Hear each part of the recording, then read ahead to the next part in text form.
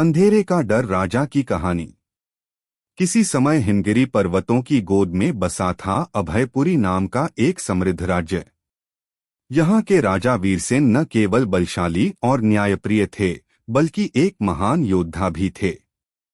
उनकी रानी मृणलिनी बुद्धिमान, दयालु और प्रजा की सच्ची हितैषी थीं। राज्य में सुख शांति थी, खेत हरे भरे, बाजार चहकते और प्रजा राजा रानी के गुण गाती। लेकिन राजा के मन में एक गहरा डर छिपा था, अंधेरे का डर। कोई दीपक न बुझे, काल कोठरी में कोई कैद न हो, कब्रिस्तान के रास्ते से बचो। ये राजा के रोजमर्रा के आदेश थे। अंधेरा उनके लिए शत्रु था, जिसे वे कभी सामना नहीं करना चाहते थे। राजा का यह डर धीरे धीरे पूरे राज्य में फैल गया। उन्होंने आदेश दिया कि रात में हर गली, हर चौराहे पर मशालें जलें। पहरेदारों की संख्या दोगुनी कर दी गई। अंधेरा जैसे अपराध बन गया। बच्चे अब भूत प्रेत की कहानियों से नहीं, बल्कि अंधेरे से डरने लगे। लोग रात को घरों से निकलना बंद कर चुके थे। रानी मृणलिनी को यह सब अखरता था। वे अक्सर राजा से कहती, राजन, अंधेरे से भागने से वह और बड़ा होता है। उसे समझने की कोशिश कीजिए, वरना यह डर आपका स्वामी बन जाएगा। लेकिन राजा उनकी बात टाल देते। एक दिन राज्य में एक वृद्ध साधु आए। उनके कपड़े साधारण, लेकिन आंखों में गहरी चमक थी। उन्होंने अपना नाम बताया, अंधसिद्ध, यानी वह जो अंधेरे को साध चुका हो। रानी ने उन्हें महल में आमंत्रित किया।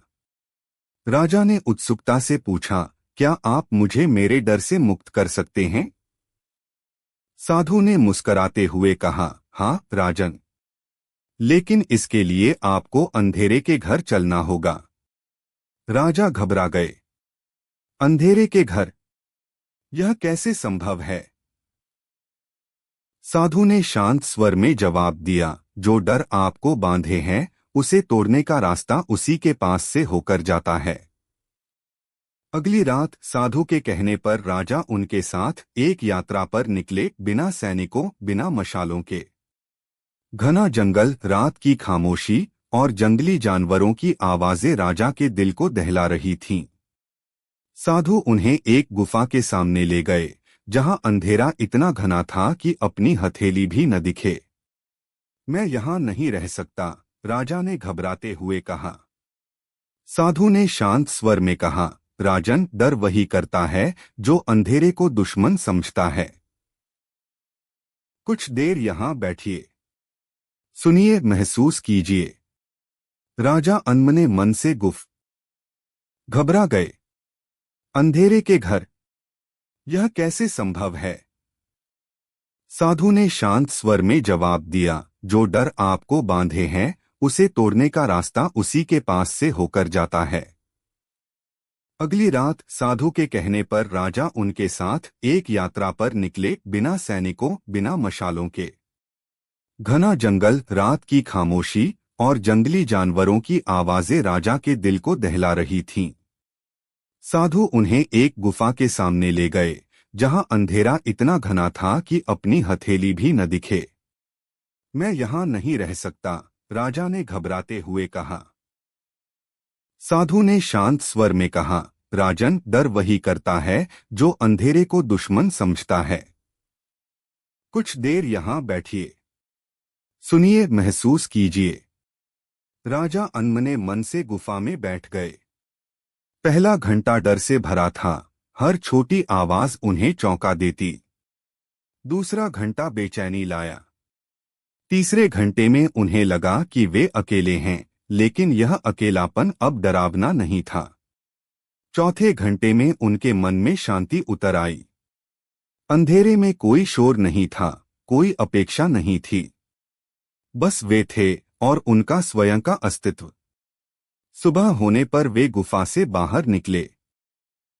सूरज की पहली किरणें गुफा के द्वार पर पड़ रही थीं। राजा ने गहरी सांस ली और कहा, मैंने आज पहली बार अंधेरे को देखा नहीं, बल्कि सुना और समझा। यह शत्रु नहीं बल्कि एक गुरु है। साधु मुस्कराए। राजन, प्रकाश की कीमत वही समझता है जिसने अंधेरे को गले लगाया है। आपने अपने डर को नहीं बल्कि स्वयं को जाना। यही सबसे बड़ी विजय है। राजा ने पूछा, आप कौन हैं साधु जी? साधु ने रहस्यमय अंदाज में कहा, शायद मैं आपका ही डर था जो साधु बनकर आपको सिखाने आया। इतना कहकर साधु जंगल की ओर बढ़ गए और ओझल हो गए। लौटकर राजा ने अभयपुरी में बड़े बदलाव किए। मशालों का आदेश हटा लिया गया। अंधेरे को अब अपराध नहीं बल्कि अवसर माना गया। स्कूलों में बच्चों को रात्रि ध्यान सिखाया जाने लगा, जिसमें अंधेरे में शांति और आत्ममंथन की कला पढ़ाई जाती। काल कोठरी में कैदियों को अंधेरे में आत्मचिंतन की विधि सिखाई